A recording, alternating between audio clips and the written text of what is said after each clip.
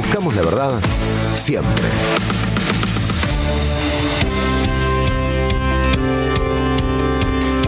Muy bien, estamos de vuelta aquí en Sin Diarios con Artemio López, Artemio Torito López.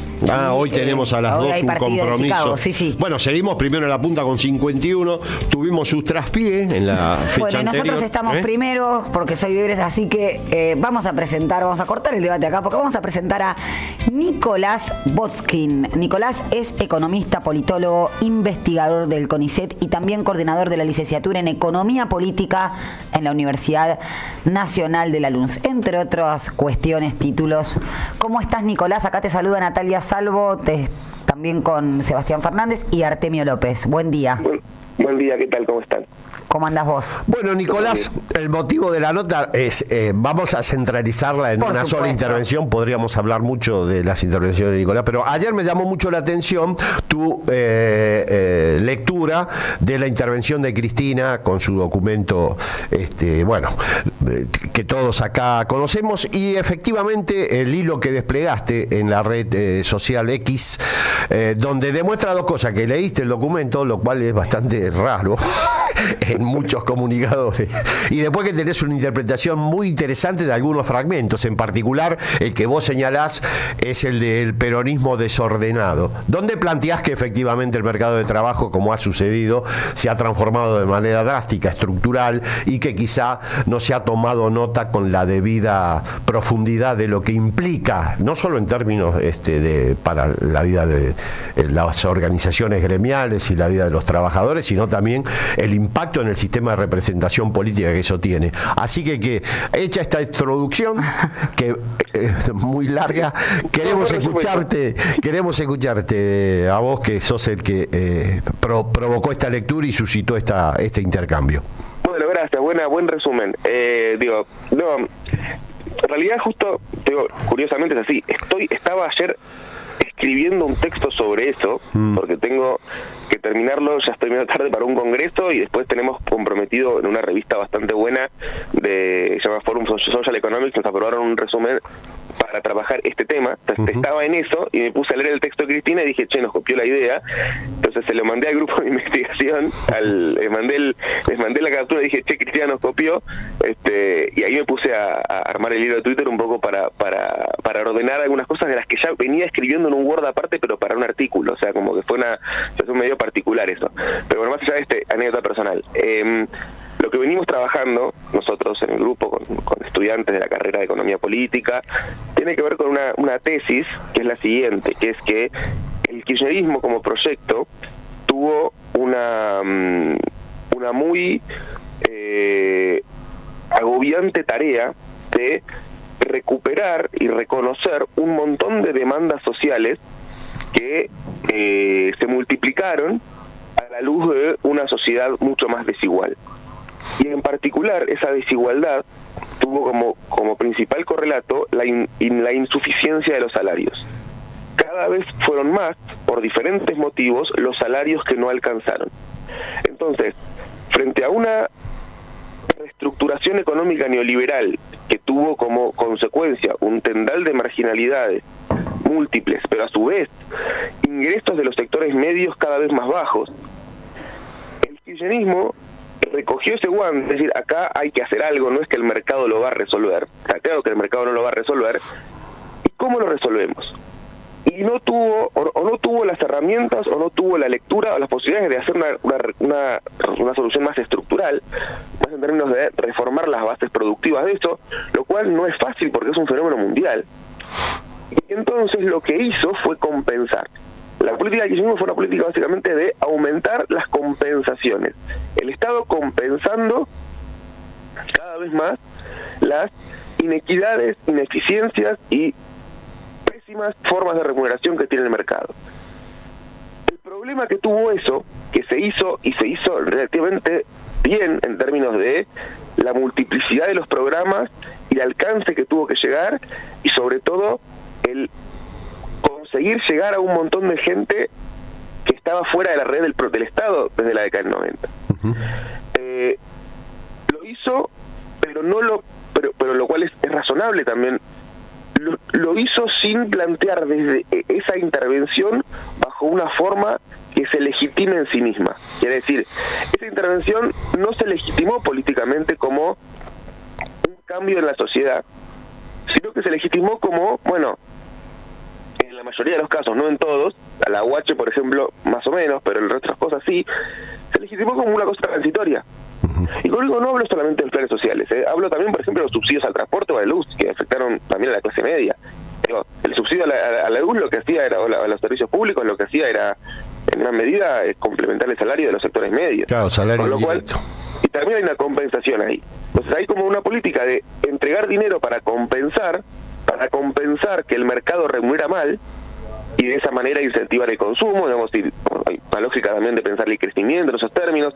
Ahora, todo eso no está mal, el problema es que no se lo legitimó como algo permanente o como algo que explicaba un cambio social. No se lo explicó desde pensar el mercado remuera mal, el Estado va a tener que estar acá para rediscutir no solamente algunos elementos del gasto, la tributación, sino efectivamente discutir al mercado como el mejor asignador de recursos, y pensar esas categorías. Como no se legitimó de esa manera, a lo que llegamos cuando el modelo económico empezó a teclear, y empezó a teclear por diferentes razones que podemos discutir, pero cuando empieza a teclear ese modelo, a lo que nos encontramos es que tenemos una paradoja gigantesca, que es que los compensados se sienten abandonados porque el Estado los compensó, pero les prometió, no paró de prometerles, porque venían con la gramática previa, nunca dejó de prometerles que esa situación transitoria iba a tener y que iban a llegar a tener un salario en blanco con derechos, con aportes, con todo, y que les iba a alcanzar. Y que nunca llegó esta integración, nunca llegó esos mecanismos de integración que se prometían. Y por otro, o sea, los no compensados en eso, a lo que le agreguemos el efecto de la pandemia, que fue fundamental, porque la pandemia destrozó a los sectores cuentapropistas, destrozó a los informales. Y entonces, y por otro lado tenías a los no compensados, o a muchos que en realidad son compensados sin saberlo, porque diría, no solamente por los subsidios a la luz, sino el principal mecanismo de compensación económica que existe para la clase media se llama dólar barato, y eso lo practicó el kirchnerismo, lo practicó el macrismo, lo aplicaron todos, y atraso cambiario como forma de aumentar los ingresos a costa de un problema externo futuro, eso lo hicieron todos, bueno, pero eso podría que no se reconozca como tal, los subsidios tampoco tanto, lo que sea, los que se dicen no compensados se enojan también porque dicen, che, no puede ser que estemos pagándole los sueldos de mi plata, se le paga a los planeros para que corten la calle, etcétera, etcétera, etcétera. Entonces, se da una situación muy paradojal, que es que tanto los no compensados como los compensados se sienten perjudicados por este modelo, y mientras la derecha económica lo que hace es enfatizar en que el modelo económico era insostenible, ¿sí?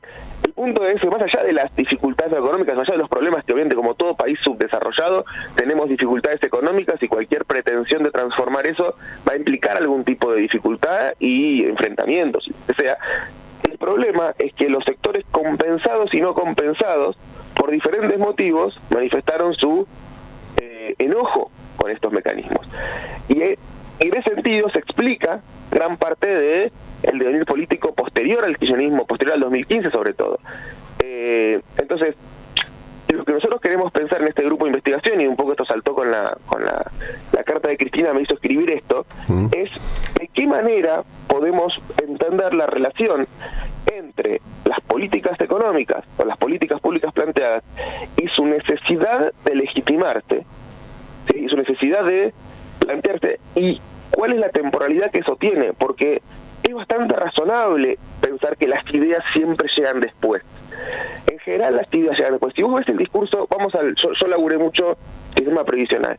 Si vamos al discurso de Sergio Massa como director de ANSES en 2005, cuando lanza las moratorias, el discurso de las moratorias de Massa en el 2005 es un discurso puramente fiscalista. Es un discurso donde dice, che, miren que el que no paga se le quita el beneficio. No es un discurso donde se plantee una reforma profunda que se está dando jubilación y dando derechos a gente que había sido marginada. En absoluto, se lo plantea como una regularización de deudas tributarias y previsionales. El nombre Plan Nacional de Inclusión Previsional se lo da Cristina en el 2007, 2 años después. Sí. Se le da el nombre después. Quiere decir, las ideas en general llegan después. En este caso, lo que yo creo, las ideas como de cómo pensar estos mecanismos de intervención para una sociedad más desigual, para una sociedad más marginada, para una sociedad en la cual pensar en llegar al salario, a que con relaciones asalariadas formales llegan para todos y a todos les alcance el salario para vivir, o que todas las personas puedan vivir su sueldo. Eso, como pensar que eso en realidad reviste un carácter mucho más estructural y a largo plazo que simplemente la coyuntura post-crisis 2001, es algo que se tardó en pensar, se empezó a pensar un poco tarde, y para mí es el elemento fundamental para entender por qué un montón de trabajadores de todo tipo, no solamente, trabajador no quiere decir asalariado, un montón de trabajadores hoy por hoy no se sienten representados por el peronismo, y muchos de ellos votaron a Milei, y votaron a Milei y votaron a una persona que explícitamente le decía que venía a quitarle los derechos. Pero justamente la pregunta es, ¿qué derechos le van a sacar al que no solo no tiene derechos, sino que siente que los que sí tienen derechos no pelean por él? Me parece que ahí están las discusiones. Es una discusión interesante, está muy instalada en algunos ámbitos políticos y también académicos. Yo lo que quería referir como comentario colateral, a ver vos, sobre todo para ver qué pensás vos. Cuando vos analizás la informalización del mercado de trabajo en Argentina, está casi fechada, yo creo que con el inicio de la etapa de valorización financiera, que es el inicio del desembarco neoliberal en Argentina con la dictadura, comienza a generalizarse el trabajo informal. De hecho, Néstor cuando asume tenía 50 puntos de informalidad, y cuando se va Cristina creo que estaba en torno a los 34 puntos, o sea que hay un descenso notable, no hay un proceso similar. Y por otro lado, los niveles de planes sociales o asignaciones complementarias a los ingresos de los hogares, la verdad que cuando asume Cristina, cuando asume Néstor, eran casi 5 veces más que los que deja Cristina. Después Macri los multiplica. Paradojalmente, pareciera ser que es el mercado asignando recursos, la política neoliberal, la que plantea estos dilemas que vos muy bien traes a discusión. Entonces la pregunta es, ¿no tiene que ver también el paradigma neoliberal, la etapa de valorización financiera, la fuga, con este desencuentro que se produce en el conjunto de la sociedad argentina y en particular dentro de los sectores populares, más que las prácticas que llevó adelante el kirchnerismo bautismal? Es una discusión. Tenemos ahí un punto para poder discutir estas consecuencias que yo comparto, estos desencuentros que se producen dentro del propio campo popular, el vector a representar por un proyecto popular democrático. A ver, varias cosas. La primera, diría, la informalidad como tal es un fenómeno que empieza a surgir fuertemente en la década del 90. Lo que pasa a partir de la dictadura, y es un fenómeno nuevo en la Argentina, es el del trabajador pobre. Es un fenómeno nuevo que es de la dictadura. Antes de la dictadura tenías pobres, pero ya los pobres no tenían trabajo. Lo que empieza a pasar con la dictadura es el trabajador formal pobre, y en el caso del sistema previsional, por ejemplo, pasa a llegar el caso del jubilado pobre. Antes de la dictadura había baja cobertura previsional, muchos adultos mayores no tenían jubilación, y esos eran pobres. Ahora, los que tenían jubilación no eran pobres. Sí. A partir de la década del 80, lo que se verifica, sobre todo como consecuencia del plan económico de la dictadura, es el trabajador pobre, lo cual es un cambio importante.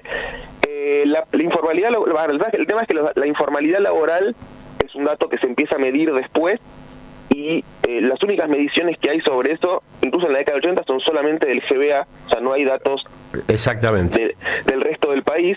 Gran parte de las mediciones sobre indicadores laborales solamente existen desde en el Gran Buenos Aires, sí, hasta la década del 80, con lo cual no tenemos muchos datos para cerciorar esas cosas.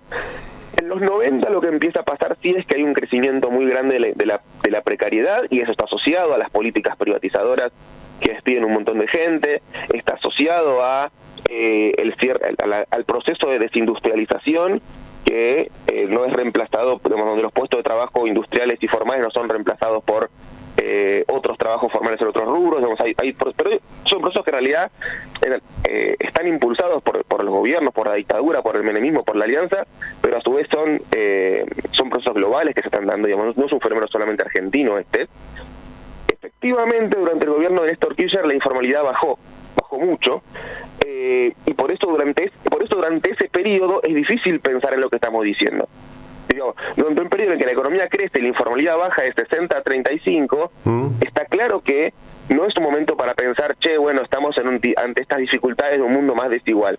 Esto se verifica cuando no podés perforar el 35, que es efectivamente lo que empieza a pasar a partir del 2008, y que se da cuenta que el crecimiento económico, incluso de los últimos del primer mandato de Cristina, que la economía creció, no pudo perforar esos límites. De hecho, hay un dato muy curioso: el único trimestre del siglo en el que se rompió ese 35% de informalidad fue el segundo de 2020, o sea, el de la pandemia. ¿Por qué? Y bajó mucho, bajó a 20. ¿Por qué? Bueno, porque se destruyeron empleos informales. Los empleos formales se mantuvieron, los empleos informales se destruyeron, por igual bajó ese porcentaje. Obviamente, enseguida, cuando la economía volvió a abrirse, ese número volvió a subir, porque es una anomalía de la propia pandemia, que en realidad no es que se bajó la informalidad porque los informales se formalizaron, sino que bajó la informalidad porque los informales dejaron de trabajar. Ahora, está claro que hay proyectos económicos que llevaron a eso en todo el mundo. En Argentina con una voracidad particular en lo que tiene que ver con lo que fue la desregulación económica, lo que fue la valorización financiera, y un montón de fenómenos que podemos pensar respecto de eso. Ahora, todo eso hoy es un dato. Podemos explicar lo que pasó, me encanta hacerlo, discuto eso, doy clase de eso, está perfecto. Ahora, tenemos que preguntarnos cómo intervenir frente a eso. Por eso a mí una de las lecturas que me parece interesante del texto de Cristina es el hecho de decir, bueno, el que pueda entender esto va a poder conseguir resultados, porque efectivamente hay algo que tenemos que cambiar, y sobre todo en lo que tiene con la forma de participación. Para mí un elemento fundamental en la discusión de los planes sociales es que, si bien es cierto que ese cálculo que se hace de que Cristina los bajó respecto a esto, en realidad es porque muchos trabajadores pasaron a percibir asignación por hijo, y la asignación por hijo no está en la cuenta de los planes. Pensemos que en los planes, el plan Jefas y Jefes estaba todo mezclado, era todo un solo gran plan social, en principio para todas las personas. Después, a partir del 2004, cuando se lanza el plan Familias, se separa a los planes sociales para las familias, supuestamente para la población inempleable. Pero también, Nicolás, también hubo mucha generación de empleo. Más allá de la calidad del empleo, eso no lo podemos desconocer, no es simplemente un cambio de... No, eso está clarísimo, digamos, el empleo, por eso, el gobierno de Néstor Kirchner, si querés, hasta el 2008, 2009, hasta el 2011, pongámosle, la economía creció el empleo muchísimo, crecieron los salarios por arriba de la inflación, digamos, todo eso es indiscutible. Sí. Los salarios creció, digamos, eso es indiscutible, y en todo caso lo que se demuestra a partir de 2011 es que ese modelo de crecimiento era un modelo que crecía sobre la base de la capacidad ociosa instalada previa, con determinado crecimiento de la inversión, pero con un problema grave, que es que no pudo resolver la restricción externa. Sí. Reapareció la falta de divisas con el crecimiento de la industria, tanto por consumo de importaciones como por importación de insumos para la producción. Y la fuga. Y la fuga que tampoco pudo resolverse. Y la deuda, digamos, y los distintos mecanismos de evaluación financiera que existen efectivamente, todo eso, y la fragilidad financiera argentina heredada de los distintos ciclos de deuda, de la dictadura, del menemismo, después del macrismo. Tenemos un montón de fenómenos que van por la cuenta capital del balance de pagos, pero digamos, del lado de la cuenta corriente tenemos también el problema de las importaciones. Todo eso llevó a un freno de la actividad, y cuando se frenó la actividad se hizo mucho más patente el problema estructural existente. Entonces, detrás de eso, me parece que obviamente uno puede pedirle algo al 2006 de, dense cuenta de que el crecimiento de la economía se va a frenar, o dense cuenta de que este aumento, durante el gobierno de Néstor Kirchner, de cada 10 empleos que se creaban, eran 11 en blanco y se destruía uno en negro. Ese fenómeno, cuando estás en el medio de eso, no te vas a poder pensar, por ahí esto se frena en algún momento. Ahora, por eso siempre las ideas llegan después.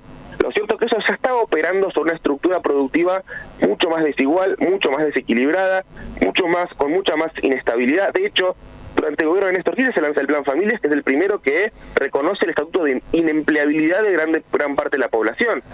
Y es el gobierno de Néstor Kirchner el que le da a las organizaciones sociales un ministerio que históricamente había estado en manos de la Iglesia Católica, les da este ministerio como forma de articulación política, porque lo que está claro es que no solamente hace falta que haya política para ciertos sectores, sino que tiene que llegar a esa gente. Que el Estado había perdido el contacto y las organizaciones son necesarias para eso, y durante toda la década lo que es un proceso de institucionalización de esas políticas y darle ANSES a determinadas políticas como la asignación por hijo, lo que hace es institucionalizarlo, sacarlo de la órbita de las relaciones intermediadas por las organizaciones a la de la relación del ciudadano con la oficina del Estado, donde recibe sus derechos, sus beneficios. Muy Nicolás, muy interesante esta discusión, creo que hay que profundizarla, y si vos disponés de tiempo en algún momento lo vamos a llevar acá adelante en el piso. Seguro, cuando retorne Amado. Es un intercambio necesario. Buenísimo. Nico, una última pregunta. Sí. Pensando a futuro, tenemos el gobierno actual logró, digamos, imponer entre los más jóvenes un relato que es el de transformar los trabajadores precarizados en emprendedores, ¿no? Es decir, no sos un trabajador precarizado, sino que sos un emprendedor, trabajas cuando querés, disponés de tu propio tiempo, haces con la plata lo que querés, no importa los aportes jubilatorios, eso es todo muy lejano. ¿Qué te parece que puede pasar cuando eso que era un proyecto a futuro lleno de esperanza se transforma en lo que estamos viviendo actualmente, es decir, un aumento de una disminución de los ingresos indirectos, es decir, caída de los subsidios al transporte, caída de los subsidios a la energía, y una consecuente caída en el poder adquisitivo de esos trabajadores precarizados llamados emprendedores? ¿Te parece que de acá a 1 año, 2 años o a las próximas elecciones, ¿qué puede llegar a pasar con ese electorado que en gran parte fue el que más apoyó el sueño libertario, digamos? Bueno, ese electorado efectivamente apoyó el sueño libertario porque de otro lado se le venía hablando de defender derechos que nunca tuvieron, o que en realidad que nunca reconocieron como tales, o que no les llegaron, sí. Sí, o que si les llegaron no los se dieron cuenta, ¿no? Porque efectivamente hay también parte de eso. Porque los subsidios al transporte sí les llegaban, sí. Y un montón de otras cosas sí llegan, pero bueno, también tiene que ver con cómo se construye la cuestión más comunicacional respecto de eso. Ahora, ese discurso del emprendedurismo, ese discurso de que somos empresarios de nosotros mismos, es un discurso que ya está presente en los planes sociales de la Rúa. Ya, digamos, de la Rúa fue una reforma de los planes sociales que venían de los planes Trabajar de Menem, que tenían más que ver con una lógica de capacitación laboral, hacia un lanzamiento como para planes sociales para lanzar el emprendedurismo, hay un crecimiento, por ejemplo, del microcrédito, tipo de políticas para donde el Estado te dé plata para que vos hagas te ayude a ser un emprendedor. Esto está potenciado hoy mundialmente, obviamente por las facilidades que implica ser emprendedor en términos de las redes sociales y las estrategias de marketing, etcétera. Hay un montón de cosas para eso, y el capitalismo en plataformas es un fenómeno, te diría que es hoy la gente que hace economía laboral, no hay fenómeno más estudiado que el capitalismo de plataformas. Yo estoy dirigiendo una tesis de doctorado sobre un becario que está trabajando sobre el capitalismo de plataformas, que es el gran fenómeno que se discute en todo el mundo, no solamente en Argentina. Y está claro que hay una identificación entre en algunos lugares y en algunos rubros, porque no todo capitalismo de plataformas es eso. Efectivamente vos hablás sobre todo del capitalismo de plataformas vinculado al reparto, al delivery, que son en su mayoría trabajadores jóvenes, trabajadores que nunca tuvieron esa relación, no son el despedido de la empresa que se pone a manejar un auto. Pongamos el nombre propio. Uber tiene más que ver con trabajadores que por ahí tuvieron un trabajo formal, y rápido pedido ya son pibes que se compran la bici y están intentando Uber tiene más que ver con los 90, con los despedidos de YPF que se ponían un remis o un kiosco. Es la cancha de pádel sobre ruedas. Que efectivamente que los pibes de Rappi, que es su primer empleo. Sí, Sí, tenés, digo, por eso, y en cada lugar hay diferentes formas, hay de todo. O sea, Uber también tiene gente que alquile, hay de todo en todos lados, pero en líneas generales, si hablamos de ese grupo particular, hay muchos trabajos muy interesantes que trabajan sobre esos trabajadores y cómo se conforman incluso comunitariamente y cómo incluso algunos intentos que hubo de esos trabajadores de organizarse sindicalmente, lo cual nunca fue fácil, pero algunos intentos ha habido de organizarse sindicalmente para negociar condiciones de trabajo con la empresa. Efectivamente hay ahí un grupo social que, que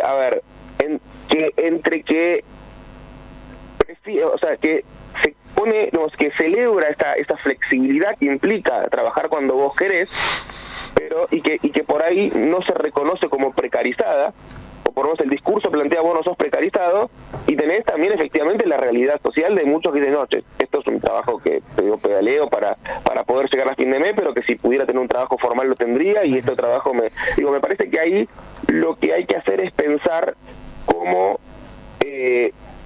esos trabajadores en realidad están viendo cómo esos trabajadores entienden las categorías con las que nosotros hablamos.